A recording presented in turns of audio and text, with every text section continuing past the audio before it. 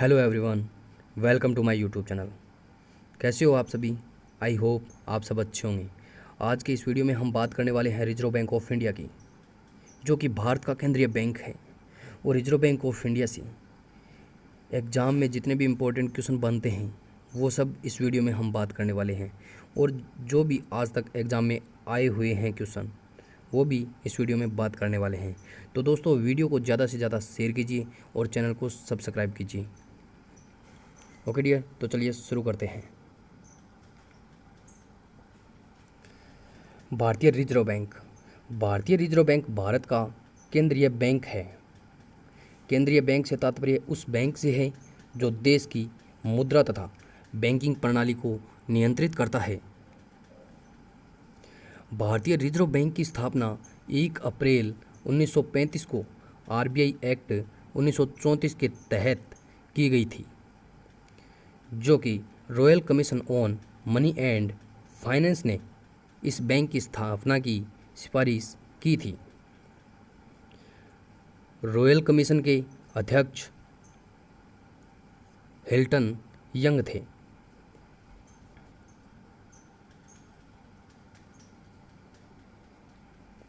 इसीलिए royal commission को Hilton young समिति भी कहा जाता है।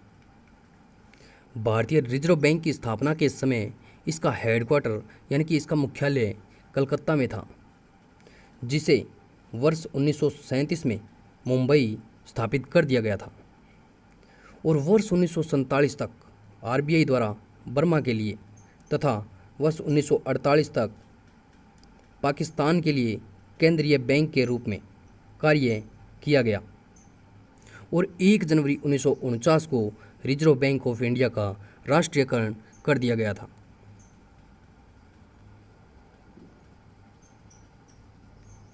बात करते हैं आरबीआई की संरचना की।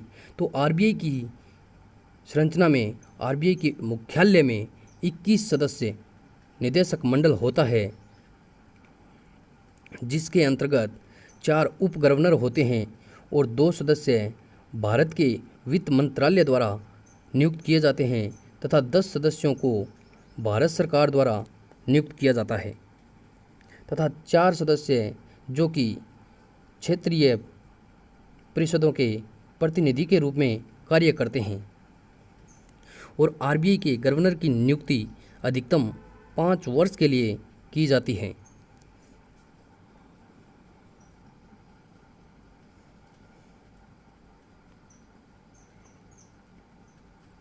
बात करते हैं आरबीआई के गवर्नर की।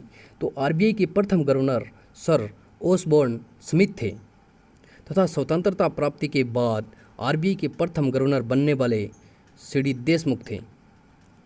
वर्तमान में आरबीआई के 25वें गवर्नर के रूप में शक्तिकांत दास नियुक्त है, जिन्होंने उर्जित पटेल का स्थान लिया है।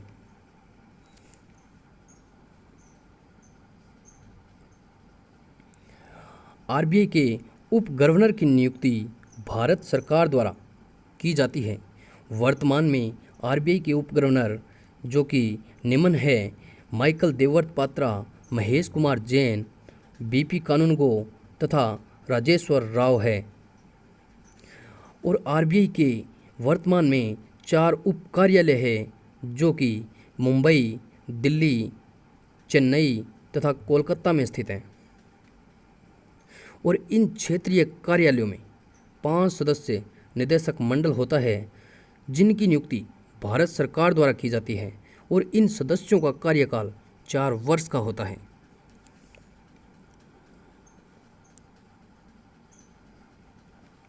बात करते हैं आरबीआई के कार्यों की।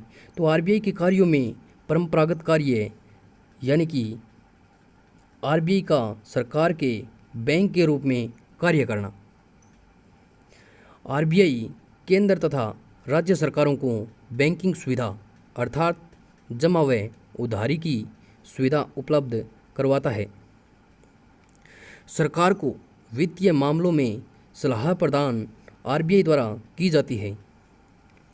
अंतर्राष्ट्रीय मुद्रा कोष आईएमएफ, जिसका हेडक्वार्टर वाशिंगटन डीसी में है, उसमें भारत सरकार का प्रतिनिधित्व आरबीआई द्वारा किया जाता है। आईएमएफ के बोर्ड ऑफ गवर्नर में आरबीआई के गवर्नर, जो कि वहाँ पर उप गवर्नर के रूप में हिस्सा लेते हैं।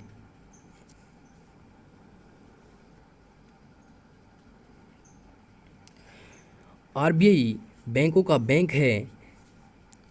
आरबीआई बैंकों को जमा तथा ऋण सुविधा उपलब्ध करवाता है तथा आरबीआई ही बैंकों का विनियमन करता है। आरबीआई द्वारा नोट निर्गमित किए जाते हैं तथा नोट छापने का कार्य भी आरबीआई द्वारा किया जाता है। आरबीआई एक्ट 1934 के अनुसार 2 रुपये से लेकर 10,000 रुपये तक के नोट छापने का अधिकार आरबीआई का है, जिस पर आरबीआई गवर्नर के हस्ताक्षर होते हैं तथा वर्ष 1956 से नोट छापने हेतु न्यूनतम कोष आरक्षित प्रणाली का उपयोग किया जाता है और 1 रुपये के नोट पर भारत सरकार के वित्त सचिव के हस्ताक्षर होते हैं।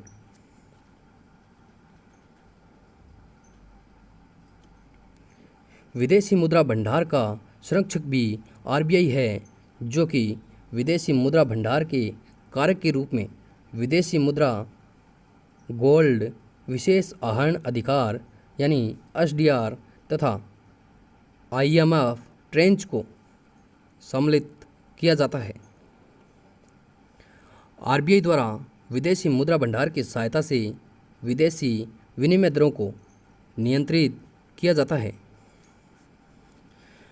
विनिमय दर एक देश की मुद्रा की कीमत दूसरे देश की मुद्रा में, जैसे $1 = 75 रुपये।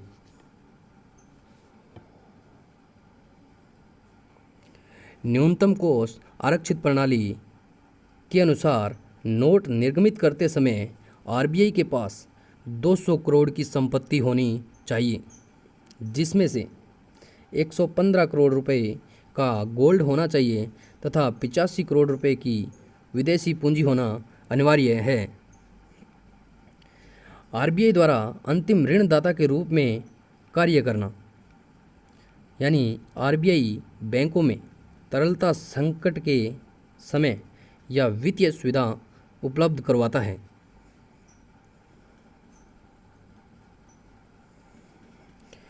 विकासशील देशों में बैंकिंग सुधार हेतु प्रशिक्षण सुविधा उपलब्ध आरबीआई द्वारा करवाई जाती है।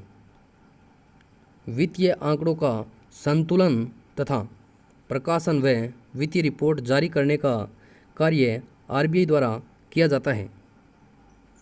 आरबीआई द्वारा मुद्रास्फीति को नियंत्रित करना व काले धन पर काबू पाने का कार्य करना।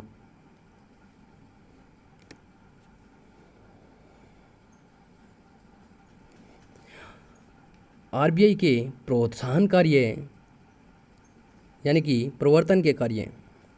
आरबीआई द्वारा कृषि क्षेत्र को प्रोत्साहित करने हेतु संस्थागत व्यवस्था करना। फॉर एग्जाम्पल, आरबीआई द्वारा नाबार्ड की स्थापना 12 जुलाई 1982 को की गई थी, जो कि शिवरमन समिति की सिफारिश पर की गई थी। औद्योगिक क्षेत्र में वित्तीय उपलब्धता सुनिश्चित करने हेतु बैंकों की स्थापना करना। फॉर एग्जाम्पल, आईडीबीआई बैंक की स्थापना 1964 में आरबीआई द्वारा की गई थी। बैंकों के पर्यवेक्षण व निरीक्षण का कार्य आरबीआई द्वारा किया जाता है। ओके डियर, तो वीडियो आपको कैसा लगा लाइक कमेंट कर ज़रूर बताना और वीडियो को ज़्यादा से ज़्यादा शेयर करना और चैनल को सब्सक्राइब करना। Okay dear, thank you.